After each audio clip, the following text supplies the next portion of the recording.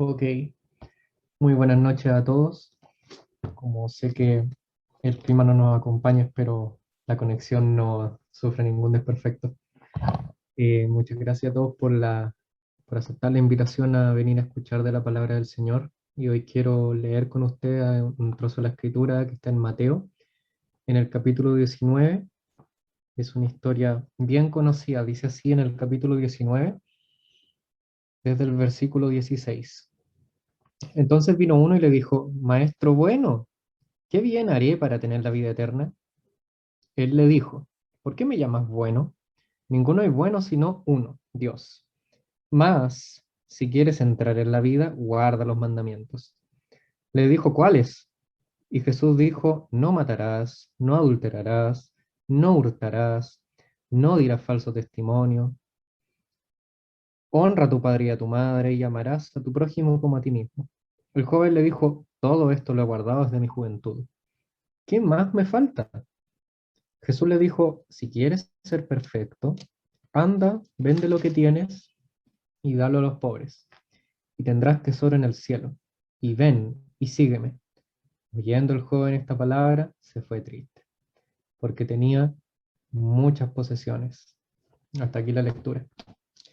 Esta es una de las partes más eh, interesantes de los evangelios, en especial si uno es la primera vez que llega a leer la Biblia y el único acercamiento a la Biblia que tuviera fuera con creyentes, con hermanos, y llega uno a esta historia, y si le predicaran el Evangelio sin haber leído nunca la Biblia, uno pensaría, bueno, tiene que ser por gracia, bueno, la situación que se nos manda es que no puedo creer en mis obras. Los evangélicos hemos predicado por años, que no podemos confiar en nuestras obras y tampoco podemos confiar en nuestras obras más fe. La idea es solo fe.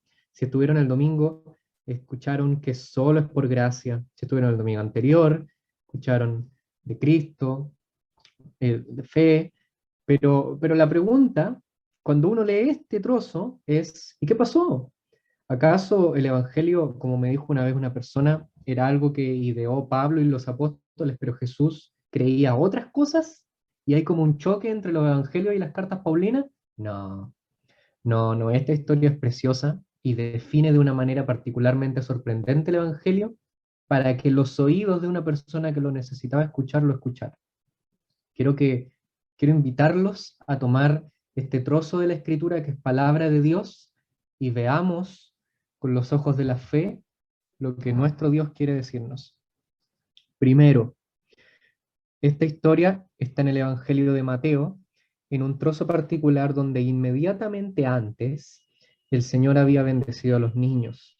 Muchos niños fueron con él y él les dijo que a sus discípulos que no les impidieran a los niños ir con el Señor. Pues, dice en el versículo 14, de los tales es el reino de los cielos. De alguna forma él trata de explicarle a los discípulos que la fe que él busca es una fe que sea 100% en él, por gracia, y que se debe recibir como un niño, de la manera en que los niños reciben las cosas, creyéndolas, de la manera que los niños reciben las cosas, de verdad entregándose a quien creen. Y no necesariamente con una fe ingenua, sino entregándose a realmente confiar, más que buscar hechos o estadística o cosas. Y inmediatamente está esta historia, quizá Mateo la puso acá, hay que recordar que los evangelistas tenían cierta libertad para poner la historia en cierto orden, sin interrumpir el orden cronológico de una manera muy seria, por supuesto. Y aparece el joven rico, el cual también es joven. Y lo primero le dice es: maestro bueno, ¿qué bien haré para tener la vida eterna? Este es un hombre que está interesado en la eternidad. Es un hombre que de manera sincera va con el Señor, pero momento, fíjense lo que dice. Ahora, en nuestras versiones, admito que hay un poco de diferencias. La verdad, leyendo el original, me sorprendió un poco porque, claro, la traducción está bien, pero no necesariamente es la mejor. Literalmente lo que le dice es: maestro, coma, ¿qué cosa buena haré para tener vida eterna? Claro, ahí la cosa cambia un poco, porque algunos toman este versículo y dicen, ah, es que lo que pasa, el error de este joven es que veía a Jesús como un mísero maestro, nada más. Jesús no es un maestro, uno dirá, y por eso le responde, ¿por qué me llamas bueno? Ese versículo, el siguiente, el 17, dice, y le dice a él, ¿por qué me llamas bueno? Uno solo hay bueno. La palabra Dios, que está en nuestras Biblias en español, no está. Esa la agregaron, lo más probable, los traductores para darle un poco de interpretación al asunto. No está en el original. Literalmente solo le dice, ninguno bueno hay, sino solo uno. Solo uno es bueno, le dice. Quédense con esto, solo uno es bueno. Si quieres tener o entrar a la vida eterna, guarda los mandamientos. Y se pone a decirle una serie de mandamientos que son de la segunda tabla de la ley, que implican directamente su trato con las personas, que involucran su trato con los demás, que involucran el qué es ser bueno de manera práctica. Noten que el Señor les pudo haber dado los mandamientos de la primera tabla de la ley. A lo que me refiero es que cuando Moisés entregó la ley de Dios al pueblo de Israel, habían dos tablas. En la primera estaban los mandamientos que se relacionan con Dios. No tendrás dioses ajenos delante mío, no blasfemarás contra, no dirás en nombre del Señor en vano, guarda el sábado, no tendrás imágenes, y etcétera. Y en la otra tabla estaban los mandamientos que involucran a otros externos a mí. Honra a tu padre y a tu madre, no darás falso testimonio, no matarás, no robarás, y así. Y el Señor le da los mandamientos que implican con otros, que solo se pueden cumplir con otros. Y entonces uno se pregunta, ¿y por qué se especifica específicamente en esto? Bueno, en alguna medida es por lo que el joven estaba buscando. Él busca un maestro y le dice, ¿qué cosa buena haré? Y claro, el Señor parece que ve más allá de lo que nosotros vemos y dice, esta persona eh, quiere hacer algo, busca hacer cosas y trata de mostrarle el error en el que está. Esta persona al parecer está ensimismada en qué cosas más puede hacer. Lo terrible es que el Señor le dice los mandamientos que involucran a otros y él le responde, todo esto lo he guardado. En el original usa una palabra que no es la misma que el Señor usa, es divertido, se genera un juego de palabras. El Señor le dice, debes guardar los mandamientos. Y él le dice, todo esto lo he seguido, o lo he observado, o lo he estado tratando de hacer. De alguna forma el joven rico incluso se atreve a decir que no es la mejor persona de todas, pero está tratando. Y yo creo que ahí está el problema. Ensimismado en lo que hace, aproblemado por lo que tiene, se está dando cuenta que todavía le falta, siente un vacío. No sé, yo creo que muchas veces cuando se predica el Evangelio, te han dicho quizá muchas veces que eres pecador y que vas rumbo a la condenación. Y eso es cierto, eres pecador y vas rumbo a la condenación. Pero quizá tú te consideras una buena persona y estás tratando de ser una buena persona. Quizá sabes que eres pecador, pero no crees que eres muy malo, pero aún así sientes ese dejo de vacío de no la persona que hace cosas malas, sino la persona que sabe que está tratando de hacer cosas buenas y no se está logrando todo. Y de alguna forma sabes que algo te falta. ¿Te has sentido así a todo esto? ¿Has sentido ese vacío que se da de sentir que estás haciendo bien las cosas, pero aún así hay algo por lo que te pueden criticar, y aún así hay algo que te falta, y aún así si te hablan de la vida eterna, no puedes confesar que estás seguro? Eso es un problema, ¿verdad? Quizá un problema peor que ser malo. Es un problema que se llama ser bueno, pero saber que no eres lo suficientemente bueno. Y eso duele. Quizá cuando te dicen, bueno, quizá eres malo, te pones a la defensiva y te pones a nombrar las cosas que guardas. Y quizá no eres tan duro contigo mismo y dices, no soy perfecto, pero trato. Y este joven es así. Y el Señor está tratando de enfatizar un punto, porque miren, al final él admite, ¿qué cosa más me falta? ¿Qué más me falta? Al principio era, ¿qué haré? Y después es, ¿qué más haré?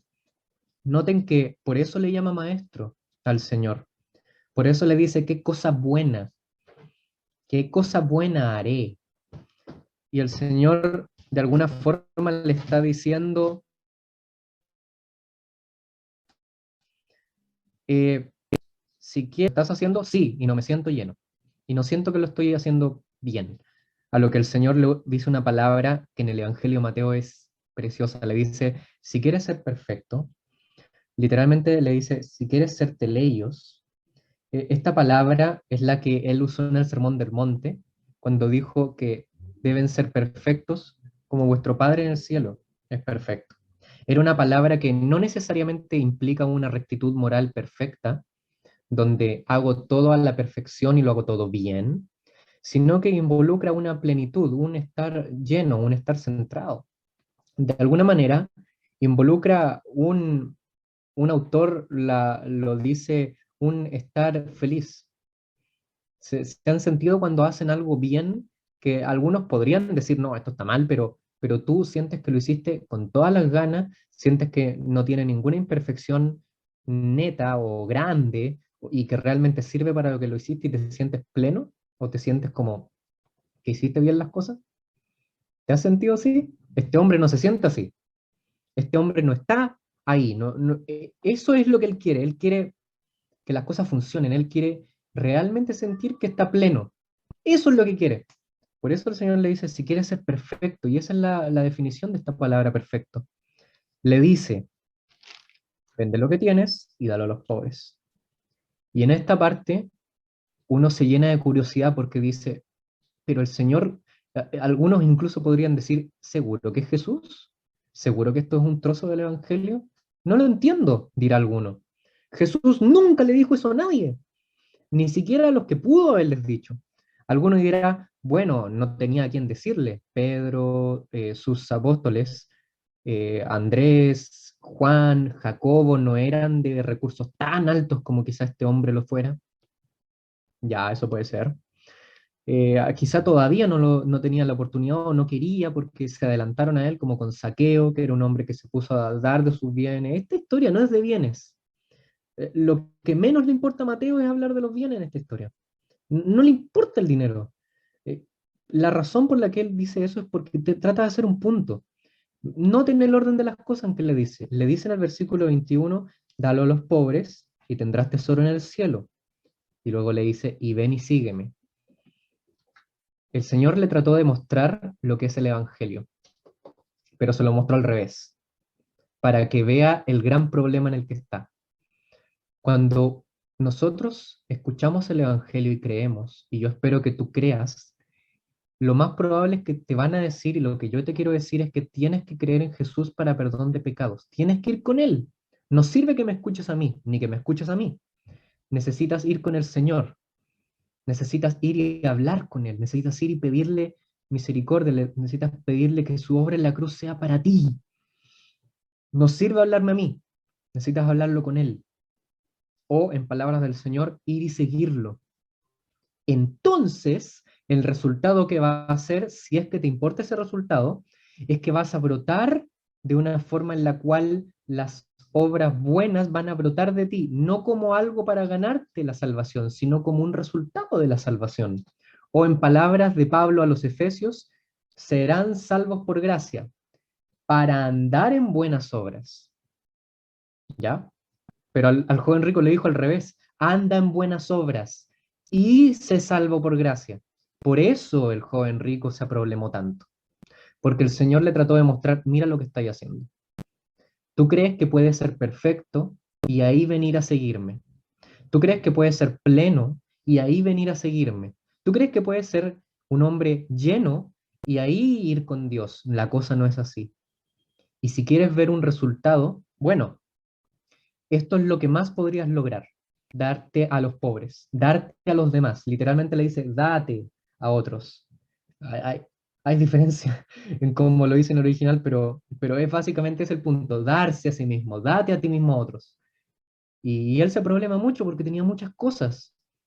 Y el Señor trató de llevarlo al punto de decirle, mira lo que pasa, mira cómo es tu vida sin un evangelio, sin salvación, lejos de Dios, creyendo que puedes justificarte a ti mismo. este hombre está mal, este hombre está en un problema y su problema no es que sea malo, su problema es que puede ser lo suficientemente bueno para que Dios le diga, ven y sígueme después de lo que ha hecho. La cosa no es así. Y estimado, debes saber que las palabras que le dijo el Señor son preciosas, porque todo redunda en que es ser bueno. Y si puede ser bueno, porque, ¿saben? El Evangelio de Mateo es uno de los evangelios tan preciosos en cómo está formado, porque en cuanto dice esto y el joven se va, los discípulos se probleman y dicen, esto es terrible, ¿quién puede ser salvo? Y él les dice, para los hombres es imposible, para Dios todo es posible, se puede. Se puede si dejan de poner el Evangelio al revés. No es lo que hago y ahí voy al Señor. Es ir al Señor y de ahí Él verá lo que hace contigo y va a ser glorioso. Pero tienes que ir con Él.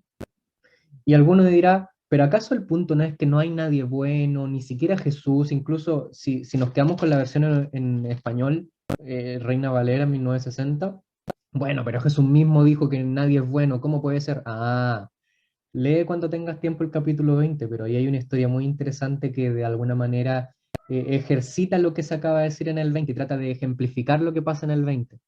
En el 20 hay una historia de un viñador y unos trabajadores. Va muy temprano en la mañana, contrata a algunos para su viña, a las 7 por decir algo, 6, y los lleva. Y les dice, les daré tal sueldo si trabajan para mí hoy. ¿Cómo funcionaba? Hay personas que trabajan por el día, en los campos todavía pasa eso. Va después a las 11, busca más personas y les dice, les daré el sueldo un día. Va después a la 1, por decir algo, después a las 4, a las 5, y la jornada es hasta las 7, por decir algo. Y va a las 6:30 a la plaza, por decir algo a la hora. Y contrata a últimas personas y los lleva para lo último. Y los contrata y los lleva a la viña. Y dice, muy bien, terminó la jornada. Todos fórmense, por favor, desde los primeros, pónganse en filita. Les voy a pagar su sueldo. Primero, los que llegaron al final. Y al final, los primeros. Y les fue dando todos el sueldo de un día. Y todos quedaron sorprendidos porque, oh, ¿y por qué a los que trabajaron media hora les pagó lo mismo que los que trabajamos todo el día? ¿Eso es justo acaso? Y él le responde, ¿me tienen envidia? Porque soy, ¿qué les dice? ¿Acaso me tienen envidia? Porque yo soy, versículo 15, capítulo 20, porque yo soy bueno. ¿Notan?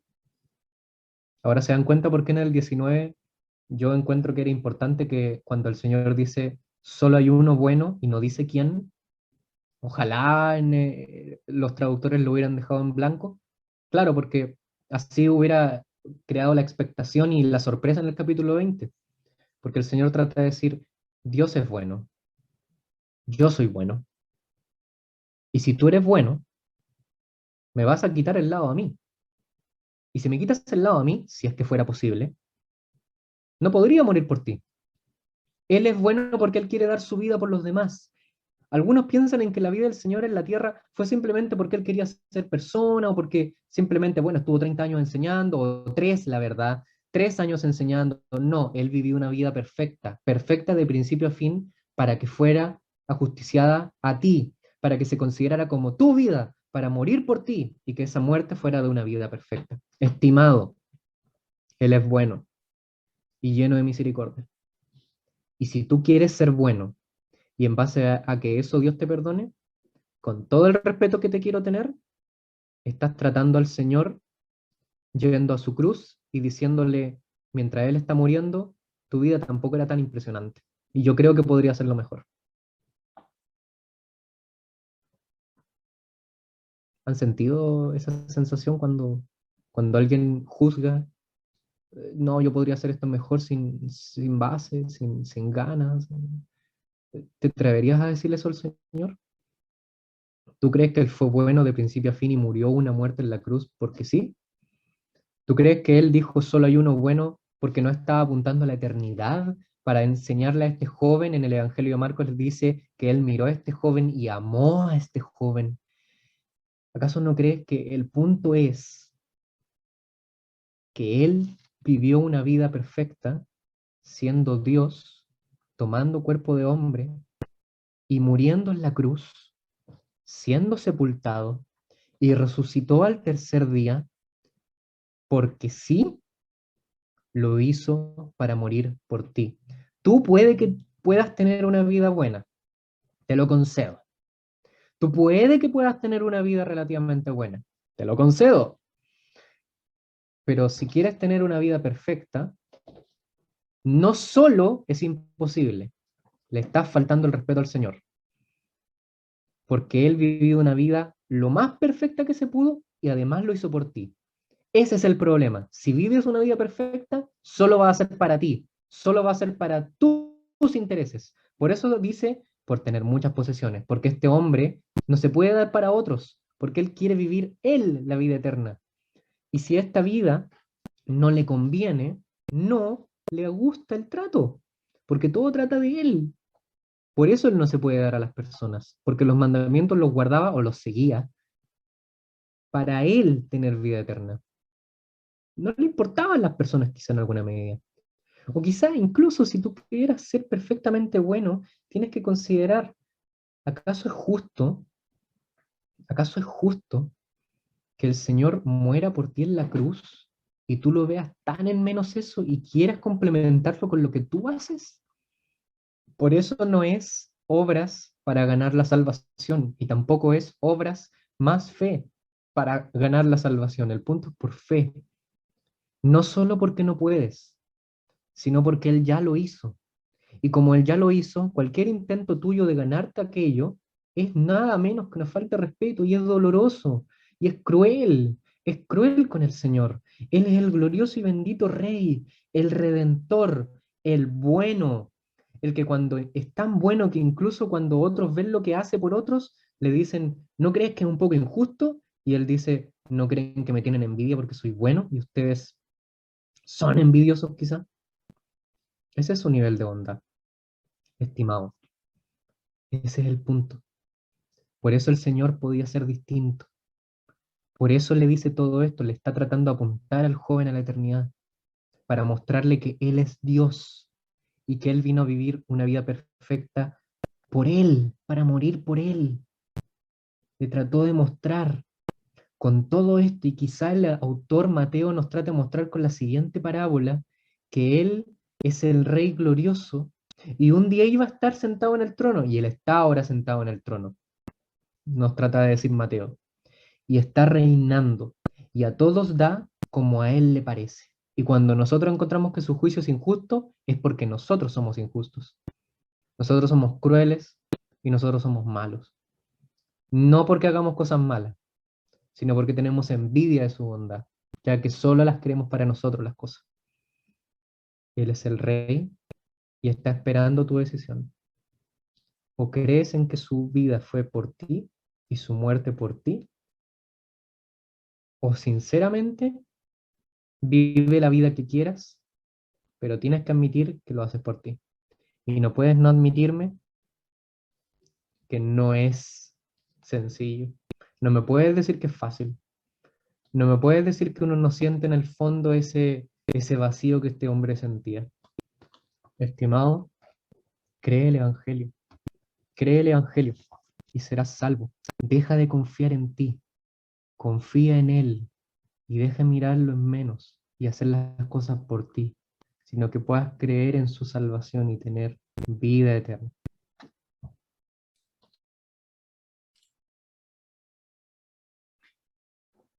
Muy bien, muchas gracias.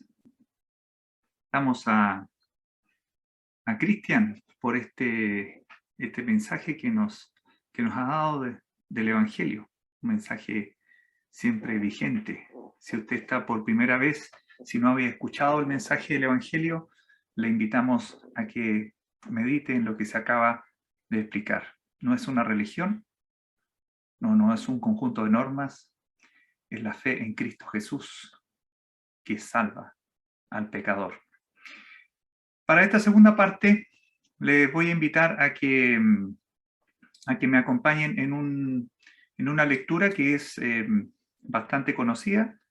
Sin embargo, no por eso es menos importante. Es una lectura muy conocida. Ahí la estoy compartiendo ahora. Muy bien. Vamos a agrandarla suficientemente. Vamos a leer la tentación del Señor. Vamos a leer en Mateo, capítulo 4, versículos del 1 al 11. Ahí está. Voy a leer y lo vamos a comentar el día de hoy. Dice la palabra del Señor en Mateo 4, entonces Jesús fue llevado por el Espíritu al desierto para ser tentado por el diablo. Y después de haber ayunado 40 días y 40 noches, tuvo hambre. Y vino a él el tentador y le dijo, si eres hijo de Dios, di que estas piedras se conviertan en pan. Él respondió y dijo, escrito está, no solo de pan vivirá el hombre, sino de toda palabra que sale de la boca de Dios. Entonces el diablo le llevó a la santa ciudad y le puso sobre el pináculo del templo. Y le dijo, si eres hijo de Dios, échate abajo, porque escrito está, a sus ángeles mandará acerca de ti, y en sus manos te sostendrán, para que no tropieces con tu pie en piedra. Jesús le dijo, escrito está también, no tentarás al Señor tu Dios. Otra vez le llevó el diablo a un monte muy alto, y le mostró todos los reinos del mundo y la gloria de ellos, y le dijo, todo esto te daré, si postrado me adorares. Entonces Jesús le dijo, vete, Satanás, porque escrito está, al Señor tu Dios adorarás, y a Él solo servirás. El diablo entonces le dejó, y he aquí vinieron ángeles y le servían. Este es un pasaje que a mí me llena de desconcierto, me llena de inquietud por averiguar más por qué tiene que ocurrir esto en la vida de nuestro Señor, nuestro Salvador, Dios con nosotros. El relato está también en Lucas, con algún detalle, y muy escuetamente en Marcos. En Marcos no lo explica con tanto detalle.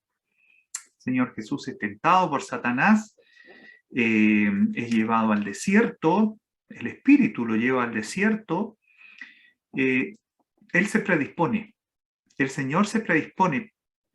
Y aquí vienen las preguntas, ¿por qué Dios planifica esta acción y la ejecuta? ¿Qué propósitos hay? ¿Cuál es el propósito? ¿Cuál es para el Señor? ¿Cuál es el propósito para nosotros el día de hoy, para aquellos que hemos creído en Cristo? ¿Cuál es el propósito que tenía el Señor? Y me gustaría que pudiéramos ver qué es lo que nos dice este relato para el día de hoy. Vamos a revisar muy rápidamente, voy a dejar después, voy a poner unas láminas que tengo para que usted pueda tenerlas en el video y pueda analizar con más detalle este evento. Fíjense que antes de este evento de la tentación del Señor en el desierto, antes el Señor participa en el bautismo del Señor. Otro elemento más, otra acción más que podríamos pensar que no era necesario hacer, ¿ya? Pensando como hombres. Pero en el bautismo, ¿sabe qué?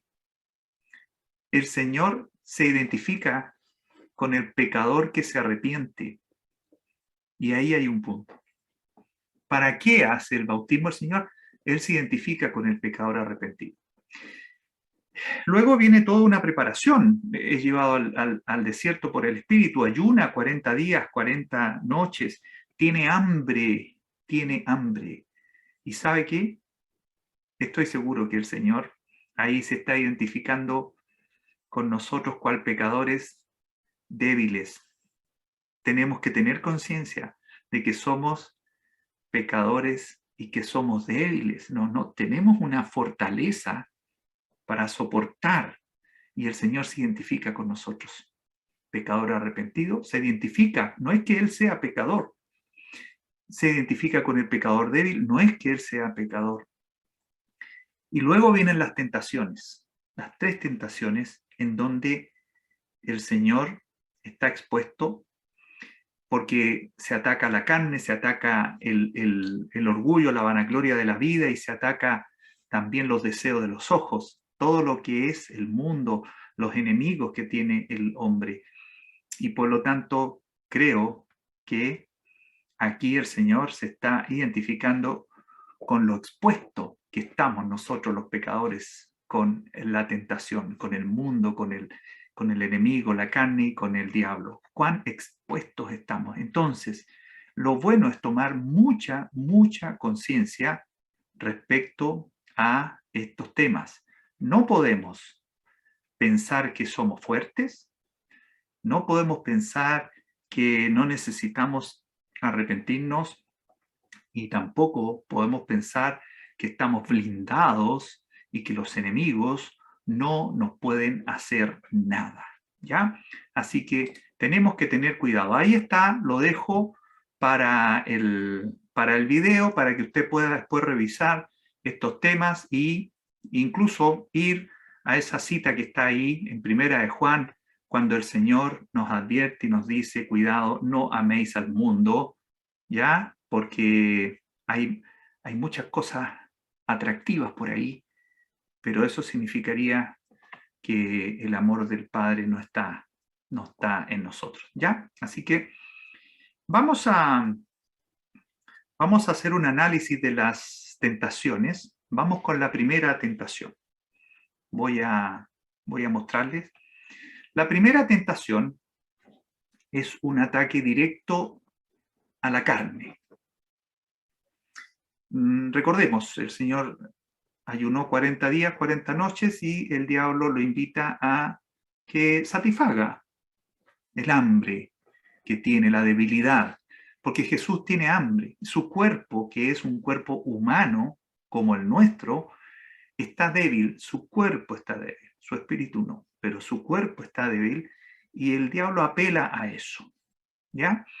El Señor privilegia siempre la alimentación espiritual. El Señor no manifiesta eso, sino que el Señor sale de esta tentación tremendamente airoso y el Señor sale con la palabra. Le dice, ¿sabes qué? No solo de pan vivirá el hombre, no solo de pan. Observen cómo el Señor emplea la palabra para esquivar esta tentación y que la tentación pase y que no haga mella en él. Una enseñanza para nosotros en cuanto a cómo esquivar estas tentaciones tan grandes a las que estamos expuestos, yo creo que diariamente, casi en cada hora, cada minuto podríamos tener estas tentaciones, hasta con pensamientos. Entonces, fíjese que luego de esta tentación, Dios satisface su hambre. Por supuesto que sí. Hay una, podríamos decir, una recompensa, hay un disfrute, porque él ha confiado en Dios, acudió a la palabra, se defendió de esa forma, se blindó de esa forma, con la palabra. No tenemos una armadura propia. El Señor provee una armadura. Y fíjese que nuestro Señor no usa su poder para satisfacer la carne. ¿Sabe por qué? Porque Él está consciente que nosotros no tenemos un poder como Él lo tuvo para multiplicar los panes y los peces. No tenemos ese poder. Si lo pidiéramos con fe, el Señor dice que lo otorgaría. Pero tampoco tenemos mucha fe. Queremos tener más fe. Por lo tanto, el Señor nos deja una lección. Defiéndase de los pecados y las tentaciones de la carne. Defiéndase con la palabra. Nosotros comemos, bebemos, nos saciamos. La comida no la perdonamos. Tenemos un sobrepeso normal. Para muchos de nosotros es un sobrepeso normal el que tenemos. Pero se puede. Se puede. ¿Y qué pasa con los otros deseos de la carne? Mire, hay muchos deseos de la carne, muchos. Nosotros vivimos en esta carne, no nos podemos desprender de ella todavía. El Señor la transformará el día que nos venga a buscar, pero no nos podemos desprender de ella. Tenemos un cuerpo material, tenemos necesidades fisiológicas, tenemos que comer, tenemos que hacer actividades. Entonces, ¿cómo reaccionar? El Señor nos invita a que no pongamos en primer lugar la carne, sino que pongamos en primer lugar el espíritu. Colosenses capítulo 3, un capítulo que por lo menos a mí me llena muchísimo porque contrapone la vida anterior que teníamos y que ya no debemos tener, y la vida nueva que nos ha dado Cristo. La vida nueva. Dice que debemos hacer morir lo terrenal que está en nosotros, esa carne que nos llama, estas cosas, ¿ves? Aquí hay muchas: fornicación, impureza, pasiones, malos deseos, etc. Y que tenemos que dejar estas otras cosas, y luego viene el llamado a revestirnos de lo nuevo, revestirnos de lo nuevo, ese nuevo nacimiento del que hemos hablado en más de una oportunidad. ¿Cómo reaccionamos frente a una tentación a la carne? El Señor acudió a la palabra. Traemos a Dios en ese momento, cuando viene esa tentación, cuando la carne nos llama, nos tira, nos invita, pensamos en Dios. Jesús haría esto. Jesús haría esto. ¿Qué quiero hacer? ¿Qué me dieron ganas de hacer? Él lo haría. Iría a ese lugar, diría tales palabras, reaccionaría de esta forma. ¿Sabe qué? Si no nos ponemos en el lugar de aquel que se puso en nuestro lugar, entonces lo más probable es que sucumbamos frente a la tentación. Lo más probable. Esta es sabiduría de lo alto. El Señor nos ha dado el Espíritu Santo, nos ha dado su palabra. Tenemos la palabra, tenemos el Espíritu morando en nosotros, usémoslos en beneficios de su obra y beneficios nuestros. Tremendo. Es tremendo lo que el Señor nos enseña en esta primera tentación. Fíjese que vamos con la segunda tentación. El diablo se pone teólogo y en la segunda tentación ya la tentación no es solamente invitarlo a hacer algo, sino que cita la Escritura.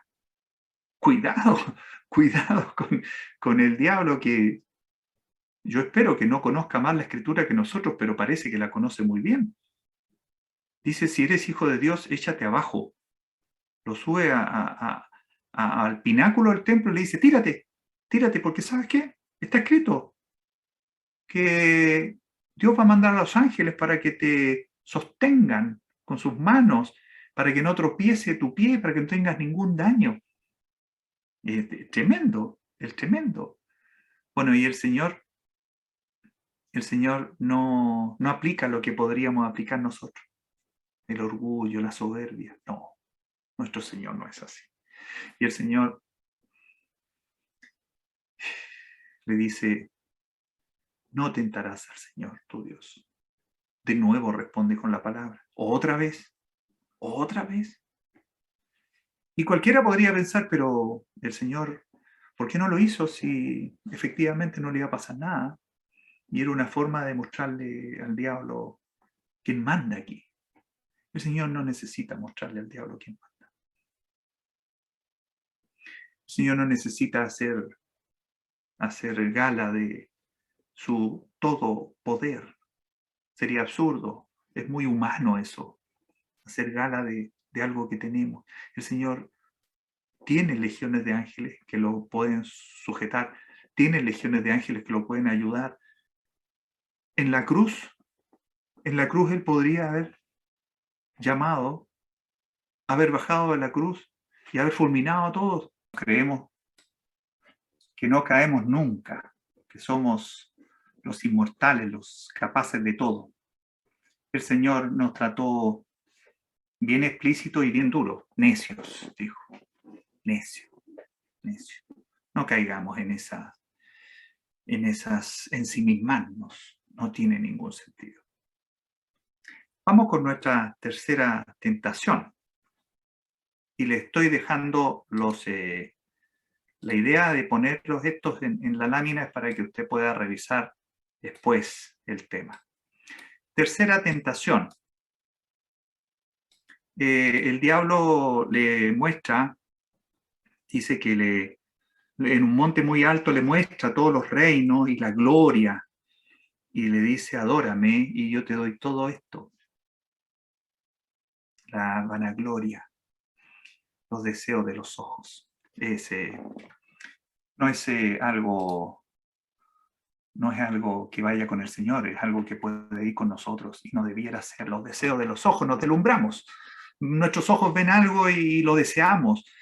Proyectamos la vista a aquello que podríamos tener o a lo que podríamos llegar a ser. Jesús es todo lo contrario. Todo lo contrario. Todo lo contrario. No hay parecer en él, no hay hermosura. Sin atractivo, dice. Su atractivo es el sacrificio. Su atractivo es lo que él es. Muchos se han ocupado de tratar de saber cómo era el Señor, si tenía barba, si no tenía barba, si usaba esto, si era aquí, si era acá. ¿Qué sentido tiene? ¿Y por qué a nosotros nos tiene que preocupar eso? Él se ocupa del alma y nos invita a nosotros a preocuparnos de nuestras almas. Él nos ha dado la salvación, la redención, la limpieza, la justicia y nos pide que continuemos en esa línea. Que no nos hagamos ídolos. ¿De qué ídolo me está hablando? Puedo ser yo mismo. El ídolo puedo ser yo mismo. ¿Me quiero tanto? ¿O anhelo cosas? Tener. En nuestra sociedad, que es una sociedad de tener, queremos tener. El Señor en estas tres tentaciones vemos que era tremendamente necesario que Él pasara por esta tentación. La tentación es una realidad, es el trabajo de Satanás. Somos el objetivo de su trabajo, esa es su pega, ese es su trabajo. Y Él va y tienta a nuestro Señor. ¿Cómo no nos va a tentar a nosotros? ¿Usted cree, hermano, que Satanás no le tentó hoy? Yo creo que no me tentó hoy. Cuidado. Otra cosa es que pueda usted estar satisfecho en el Señor, que el Señor le libró de esa tentación. Otras veces estaremos tristes, porque el Señor nos quería librar, nos dio las herramientas y sucumbimos. ¿Podemos resistir al diablo? Sí, estamos llamados a eso. Pero tenemos que estar cerca de Dios y de su palabra. Las debilidades son aprovechadas. El Señor no manifestó ninguna debilidad. Al contrario, debemos reconocer la debilidad, debemos ponernos en manos de Dios.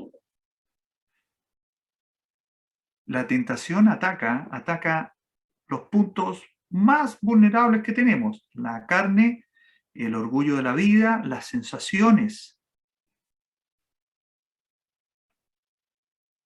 ¿Y en qué estamos los creyentes? Nuestro trabajo es parecernos a Cristo. Y aquí está. Aquí el Señor nos da una lección de cómo enfrentar la tentación diaria, esa tentación inocente, esa tentación que parece que no existiera, que susurra al oído. Llevemos una vida al lado de nuestro Salvador. Busquemos a Cristo en la mañana, en la tarde, en la noche. Busquemos a Cristo de lunes a domingo, en todo momento y lugar. ¿Y sabe qué? La Escritura dice que el diablo huirá de nosotros. Vamos a orar para terminar el día de hoy.